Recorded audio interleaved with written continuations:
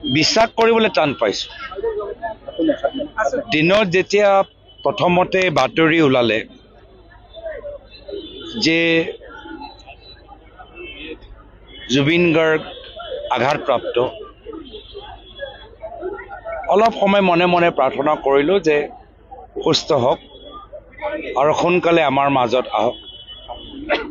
ভাবিছিলোঁৱে যে তেখেতৰ সু আৰোগ্যৰ বাবে কামনা কৰি এটা বাৰ্তা মোৰ ফালৰ পৰা দিম, কিন্তু অলপ সময় পিছত যেতিয়া বাতৰি ওলালে বিশ্বাস কৰিবলৈ টান যে ছিংগাপুৰ যেনেকুৱা ঠাইত য'ত তেওঁ কিবা এডভেঞ্চাৰ স্পৰ্টছ কৰি থাকোঁতে এনেকুৱা দুৰ্ঘটনা ঘটিলে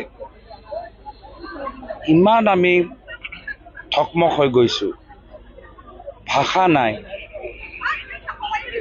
আৰু এতিয়াও বিশ্বাস কৰিবলৈ আমি টান পাইছোঁ। আজি নিজৰ বক্তৃতাত আমি মাত্ৰ তেখেতক কৃতজ্ঞতাহে জনাব পাৰোঁ। জুবিন গাৰ্গ যদি বিচাৰিলেহেঁতেন তেওঁ পৃথিৱীত যিকোনো ঠাইত গৈ শিল্পী জগতত সফলতা লাভ কৰিব পাৰিলেহেঁতেন।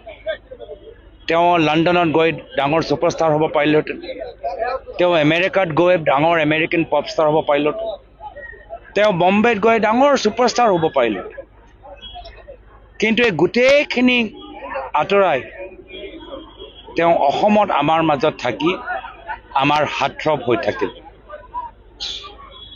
আৰু সেইকাৰণে জুবিন গাৰ্গ অমৰ হৈ থাকিব সদায়। তেওঁ আমি সদায় তেখেতৰ গীত, তেখেতৰ কোৱা কথাবোৰ, তেখেতৰ ব্যক্তিত্ব সদায় নিজৰ হৃদয়ৰ ভিতৰত আমি সজীৱ কৰি ৰাখিম।